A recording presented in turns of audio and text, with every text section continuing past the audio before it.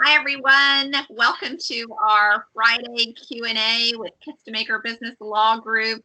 I want to introduce Erum Kistemaker, Managing Partner, and Erin Glover Frey, attorney. And they are here today to answer your questions about everything going on here with COVID-19 and the coronavirus.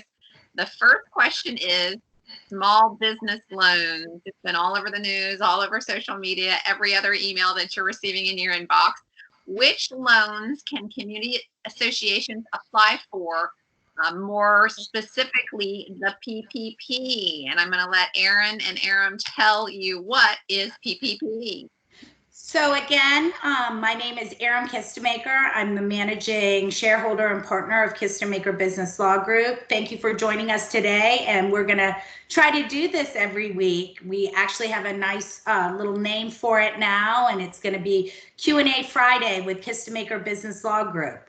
With that being said, we touched on it a little bit last week with regards to during our webinar, and whether PPP, SBA loan, community associations and not-for-profits can in fact apply for it. There's been a little bit of a debate this week with regards to it. Some lawyers are saying that you can, but some lawyers have said their community associations have applied for it and they've already been denied. However, 501c3s, which are not-for-profit corporations, but they're charitable corporations, they can apply for the PPP loan.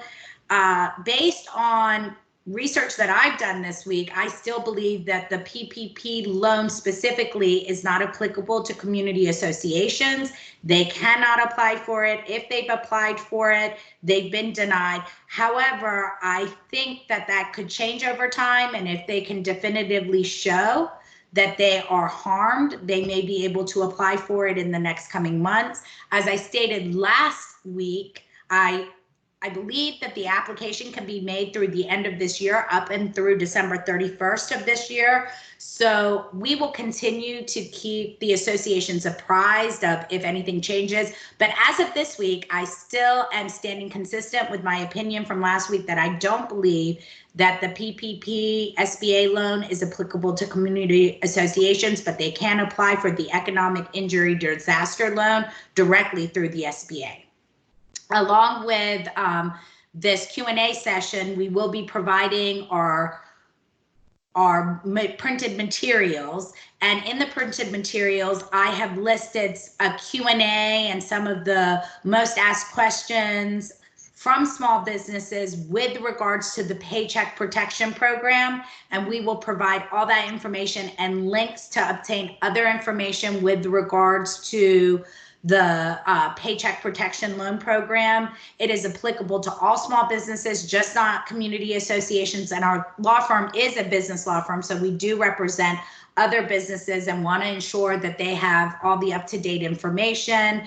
There is a lot of information out there, and we believe that sort of the questions and frequently asked questions and answers that we've supplied in our printed materials will be very helpful for those small businesses.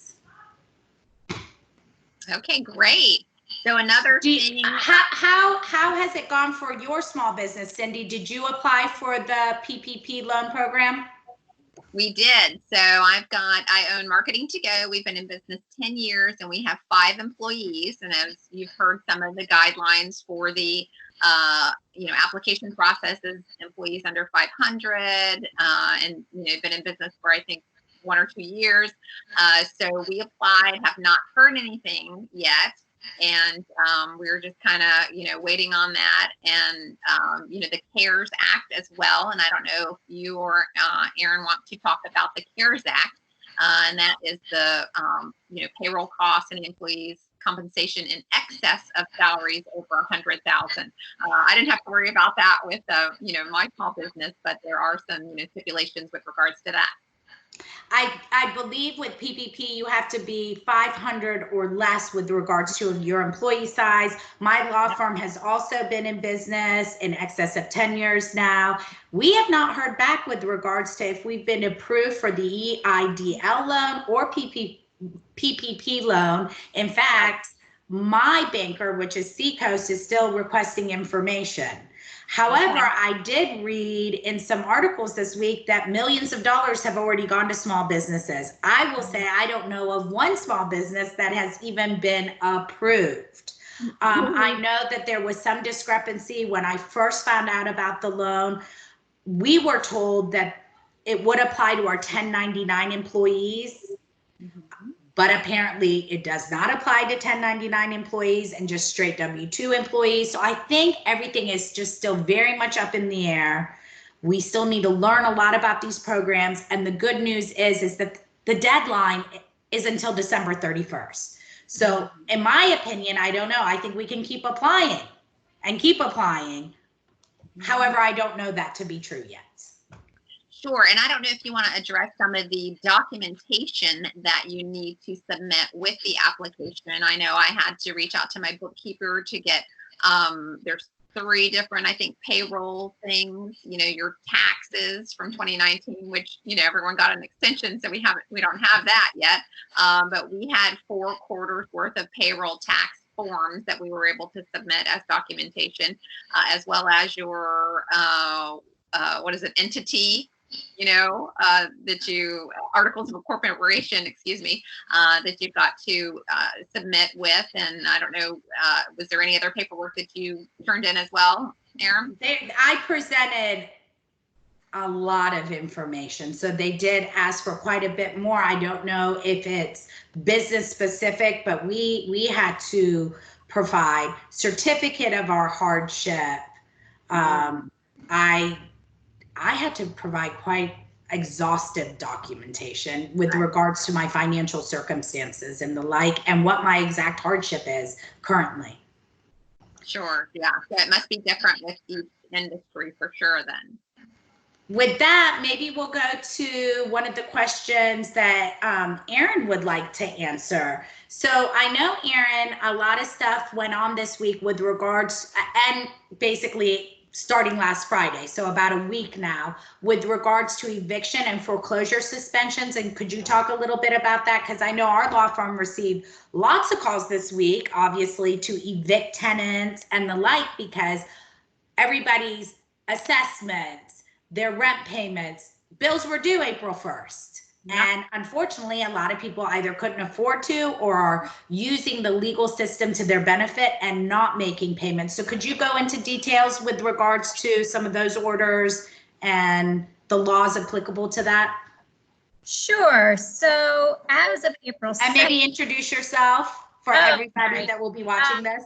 I am Erin Glover Frey. I'm the other attorney with Kistemaker Business Law Group. Many of you may have dealt with me in the past, but I'm glad to finally kind of see you face to face, so to speak.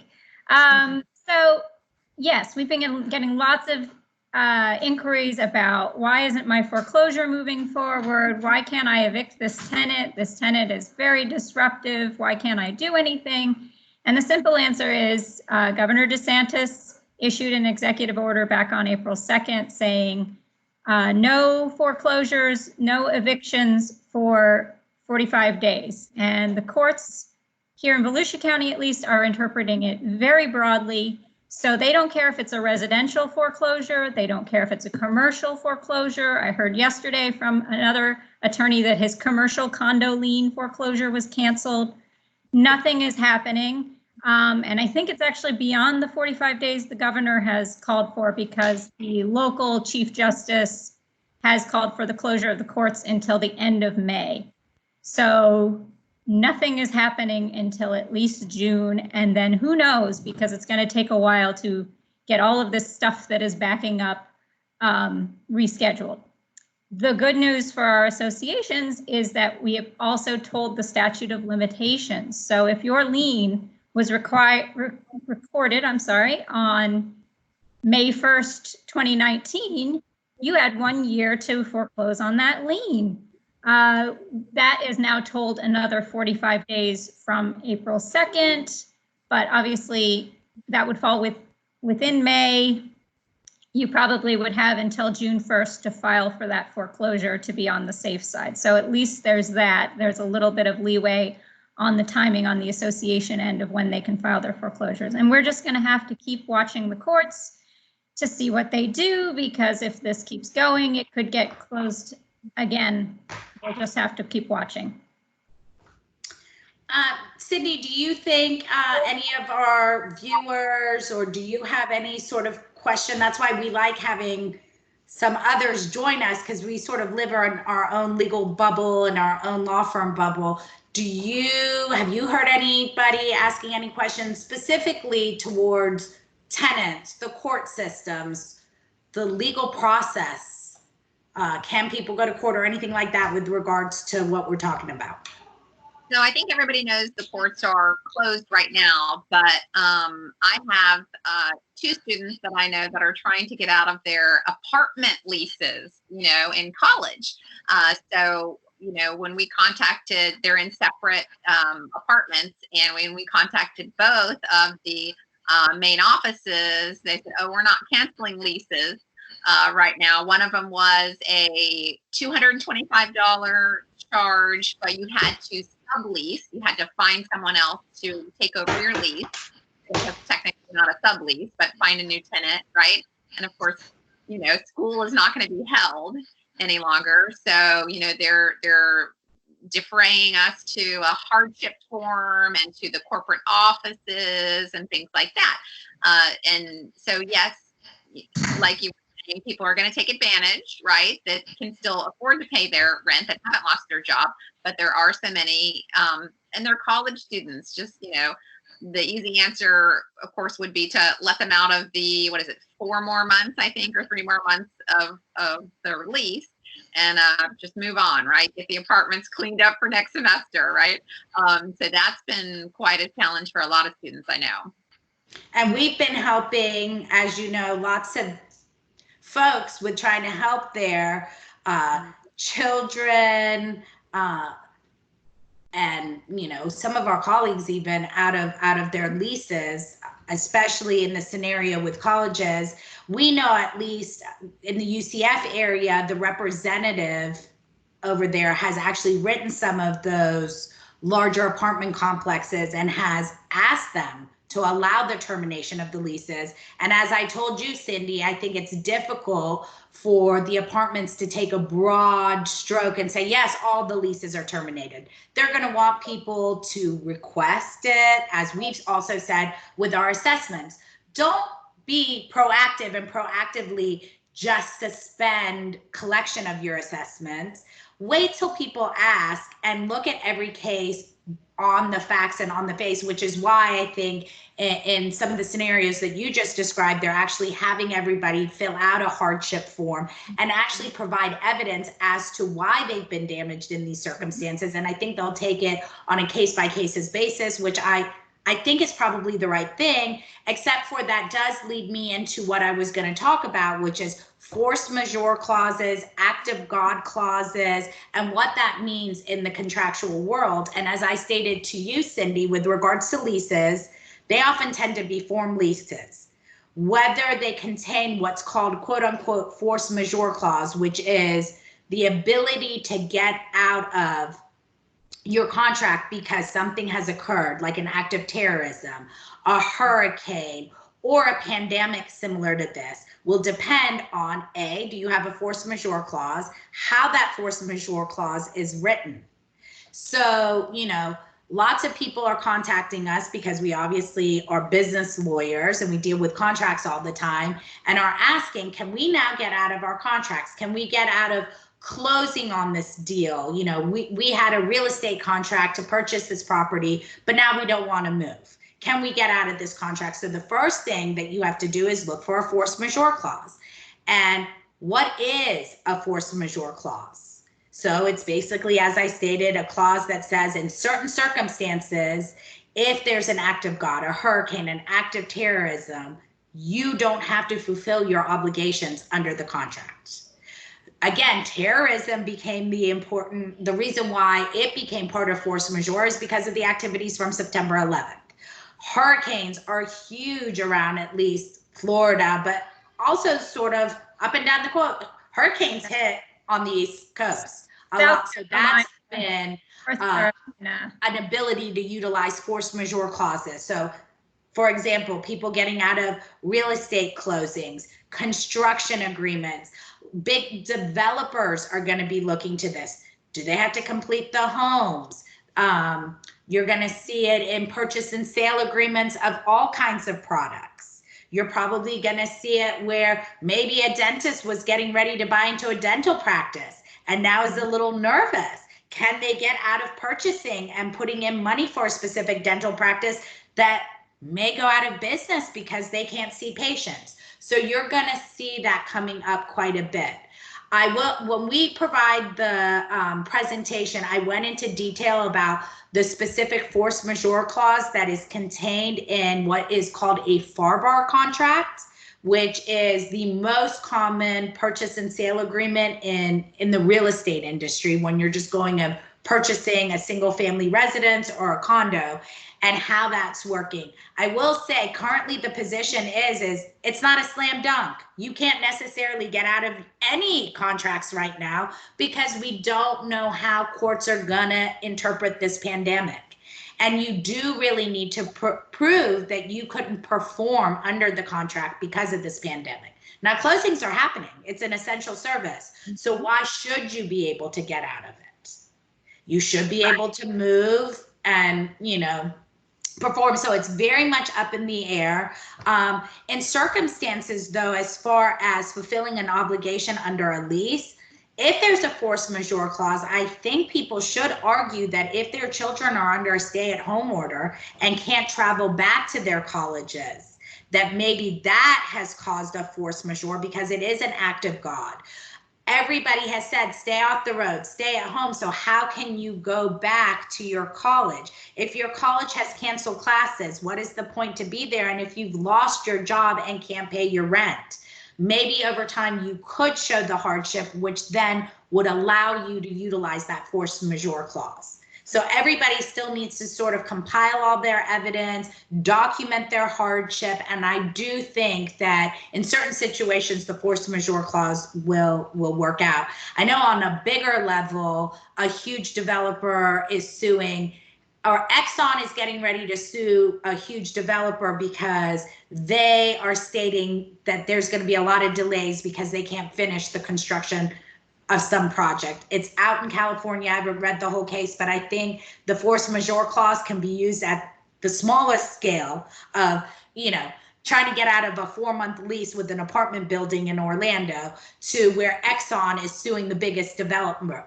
And there's going to be government contracts that also can't be fulfilled that are probably billions of dollars. But you're going to start hearing this word force majeure a lot more, where it's going to become one of those legal words that is used sort of routinely, and the general public starts understanding it, where, last week I was saying the word force majeure and everybody was like, huh, what are you talking about?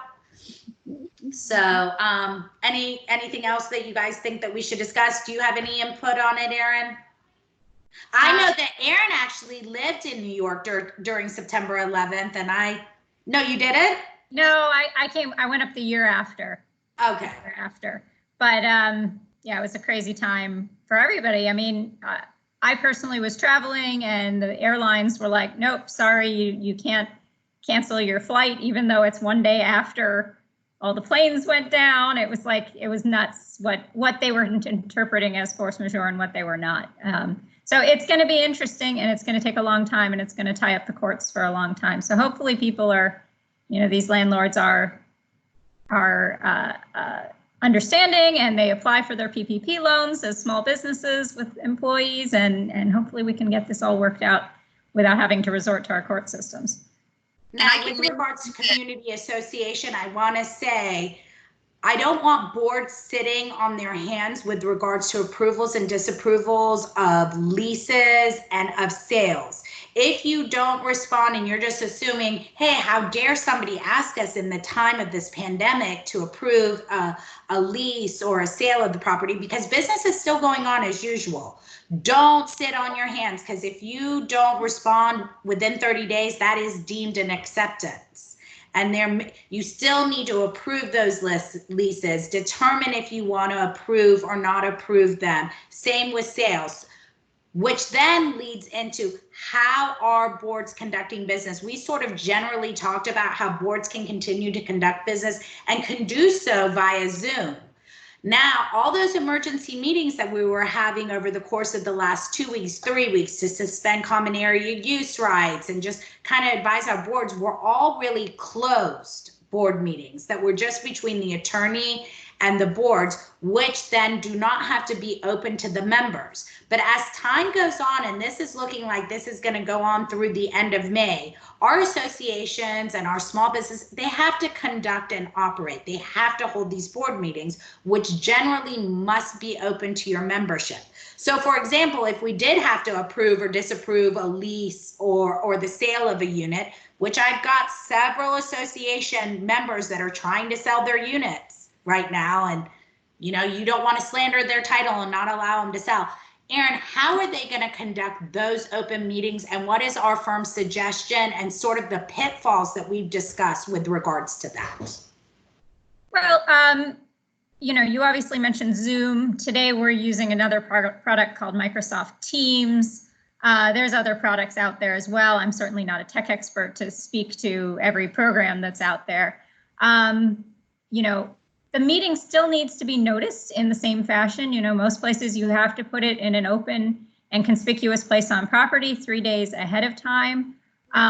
This leads to some confidentiality problems because Zoom has had, especially the free version of Zoom, has had some problems with people Zoom bombing. Zoom bombing, yes, interjecting themselves into the Zoom video. Putting inappropriate things into Zoom videos, from what I've heard. I don't know if that's just gossip. No, I heard it on the news. They put on a teacher Zoom with their children, put a pornographic video on. Right. Nice. So, they're doing horrible things. So, one option is subscribe to the premium version of Zoom. I think that Teams is a little more private. We have Teams because we have Microsoft Office products. So I'm not sure of the licensing for people who don't have a Microsoft Office license. These are things that if you have a website, talk to your webmaster, talk to your tech people that you have at your disposal, because they may have a better understanding of these products. Another thing, as far as notices, you may not want to put your Zoom password up on the notice at the gate of your community or in the lobby, because then everybody can come to your Zoom meeting. So that may be something where you talk with your webmaster about creating a members only area of your website that people can come in, get the code, and they have access to that.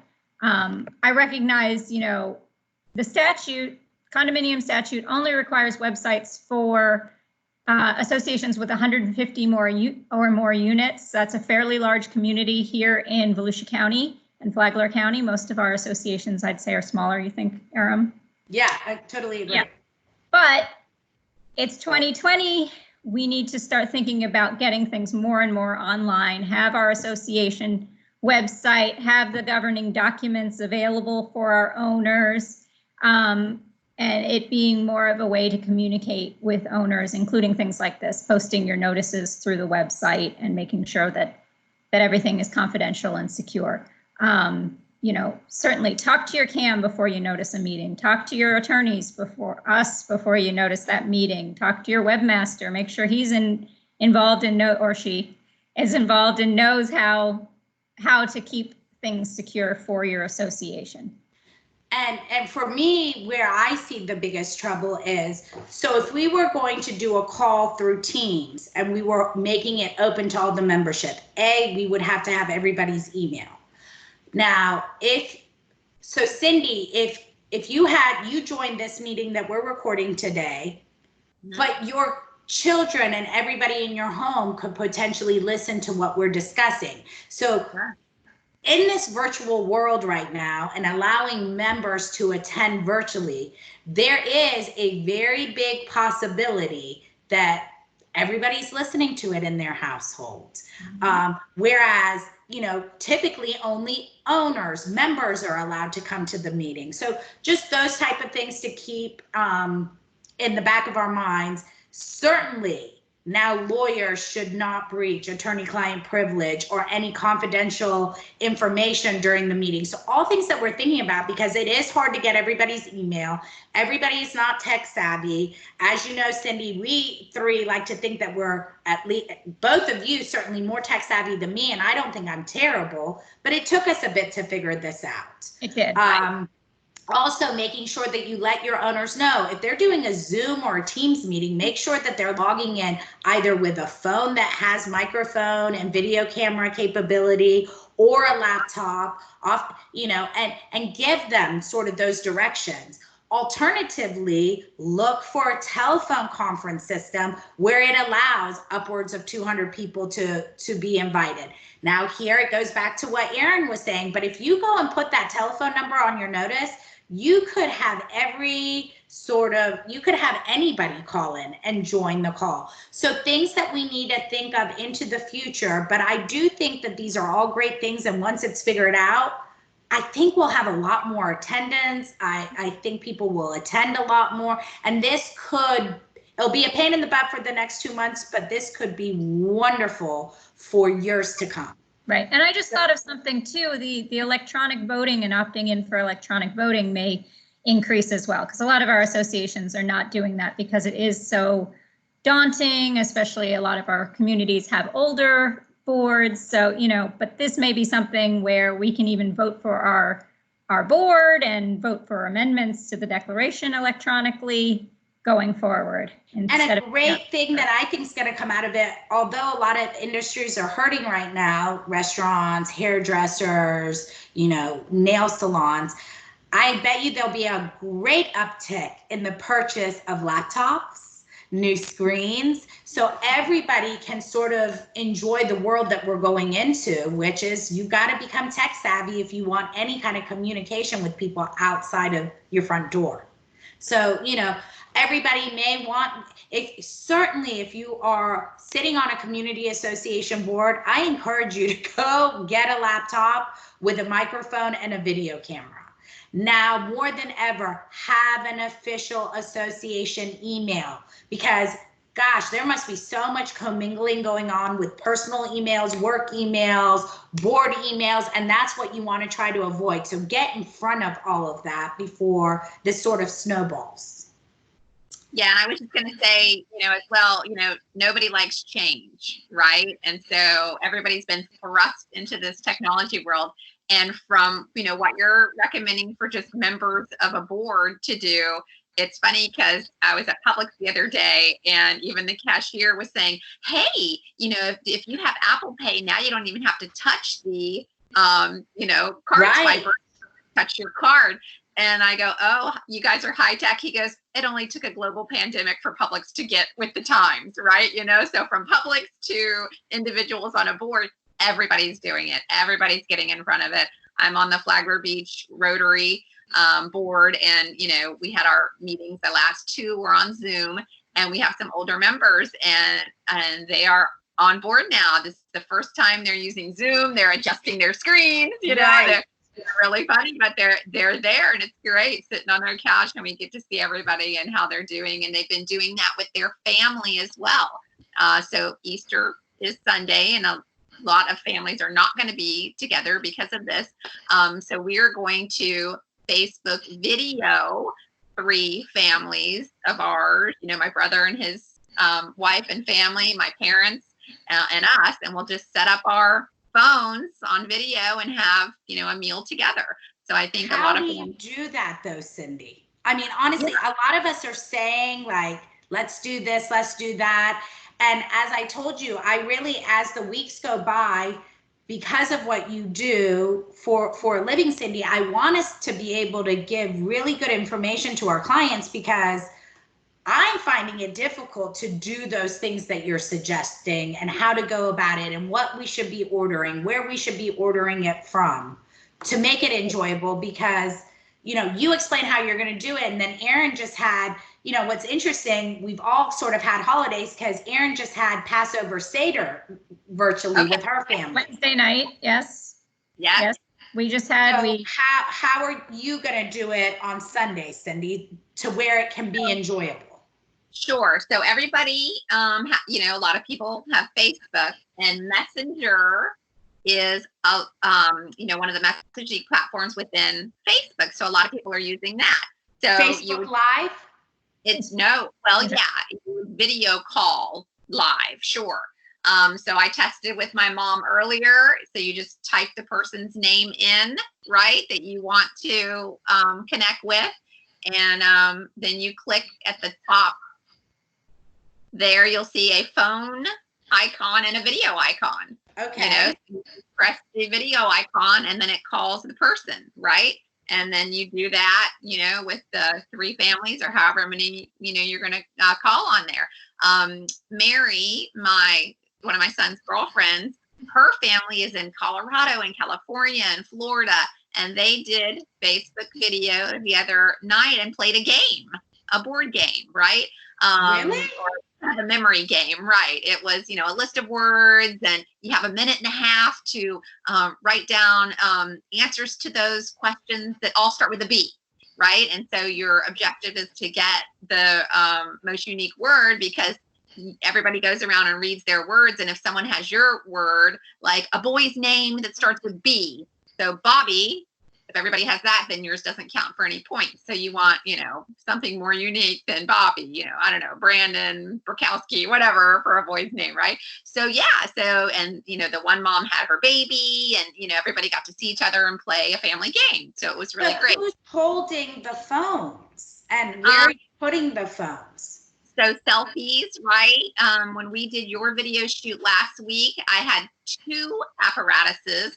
One was a selfie stick and my phone was in it. And then there was a 3-prong stand that the selfie stick screwed into. So that was 2, pieces of equipment that we used for that. And that just sits right on the table, so that's what I'll use. And is that what you're using for your dinner and everything? But then if you sit down to eat, how are you controlling your phone? So I'm just hitting, call, the video call button. And so I'm on the call and it's just there. And we're talking, saying grace together, everything. And it's in the stand and it's just pointing at all of us that are at the table. And we're just like, hey, guys. The good thing about Facebook Messenger is it works on iPhones and it works on Androids, because we've had, I have Android, my sister-in-law has all Apple. And so we were having trouble, like we'd say, oh, let's use Google Hangouts, let's use FaceTime. And they weren't coming together well. So we set up a tablet, an Android tablet on the Seder table. We all sang together. We all, broke the matzah together. And that worked out really nicely. The other day with my parents, who are local, but we are not like hanging out together, my dad and my daughter played guitar together. My niece in North Carolina, my sister-in-law followed her around with the selfie because she's 1 year old, so she doesn't stay put. And my brother was on another phone. So the 4 of us were all hanging out and singing songs, and the baby was running around. But, it was good to see her running around. She's so cute.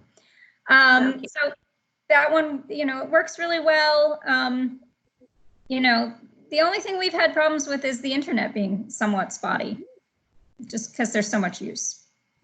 And that's also what ties into the interesting nature of these board meetings, because they have to make sure that they're going somewhere with Wi-Fi, whereas with the telephone conference, you don't have to worry about Wi-Fi as much. And I don't know if your Wi-Fi, how that's affected, if more and more people are on the call, does that affect it? I don't know. We're going to have to look into this with the bulk services in buildings, if they're only, set up for so much bandwidth being used, because that's a lot of our associations are buying one big contract from Spectrum for the whole building. So I'm wondering about that as well. I will tell you that the UCF apartment that my son is in, he says, Mom, I can't believe how fast the internet is here. So it was faster than at the house. Wow. So that's interesting. Mm-hmm. So lots of just interesting topics that are going to keep coming up with regards to this sort of virtual world that we're going into. It'll be interesting to see as the sort of stay-at-home order is released, what the world's going to look like. I think that there'll probably be a requirement to wear masks to most gatherings. I know many of my very stylish friends, I got to keep up with them, but they've already gone and snatched designer masks and beautiful, cute masks. I know. Who knew? I didn't know this was a thing yet. I saw the Lily Pulitzer ones came out for the preppy set. Yeah, so people are going to be stylish out there, and I'm still going to be wearing an N95 mask. But I do think that this is where we're going in the world, because teenage girls were posting it on Facebook. And as I said, several of my friends, I don't know that they're necessarily going to protect them, but they're going to look very stylish out in the world. Yeah. But maybe that's what board meetings are going to look at. In any gathering above 10 people, there's a requirement of wearing a mask. And we should be watching a lot of documentaries on China right now, because I think our world's going to what their world has been for years. That's, I know I used to always be alarmed, like, why the heck are they wearing masks all the time in Asia? Now I know. It's because they've had chicken flu, bird flu, swine flu, all these viruses. I mean, I don't know if I'm saying anything out of turn, but I did watch a documentary yesterday. So I am gathering my facts from the documentary that I watched. So I don't want to get sued by anybody. I'm disclaiming that. But it does seem that a lot of the viruses have generated from that area of the world. And because of that, I think a lot of their everyday people do function in their country with masks on. And I think that's probably what our country is going to look like for the next 6 months. So with that said, that industry is going to do really good. Go out and buy your beautiful, stylish mask. I don't know that it'll protect you, but you look stylish. Right. I did kind of want to go into an interesting case that I read about coming out of South Florida, which I thought was a little crazy. So this is what I'm calling our weekly legal highlight. So another lawyer wrote about this, but said that a community association had a delinquent unit owner in a residential condominium in Homestead, Florida, which is in South Florida, just south of Miami. This individual who lives in this condominium in Homestead had been in collection for over 2 years, meaning she had been delinquent in paying her assessments to the condominium for over 2 years. This association had put her on 2 or 3 different payment plans, was being very sort of reasonable with her, allowing her to pay.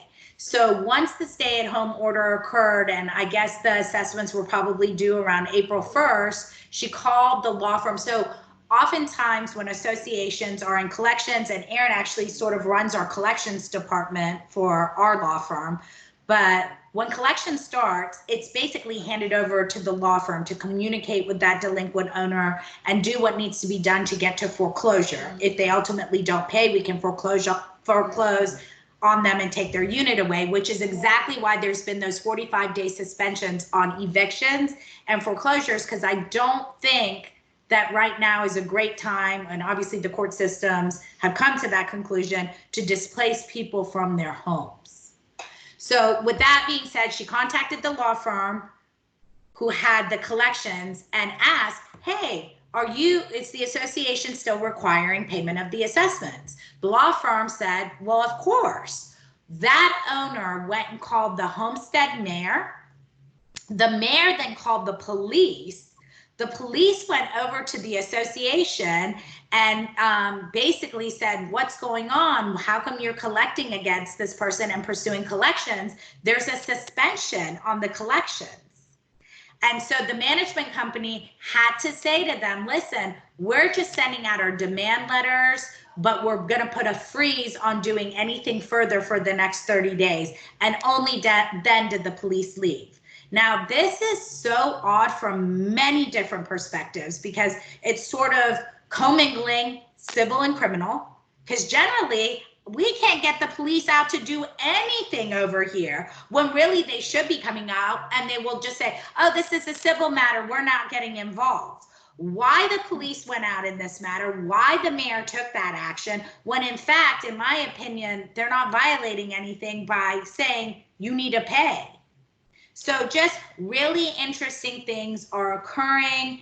Keep your lawyers abreast of what's going on, and don't allow the police to come and dictate to businesses what they can and can't collect in this time, and ensure that you're not violating the order, because certainly requiring payment of the assessments, there's no order out there disallowing that.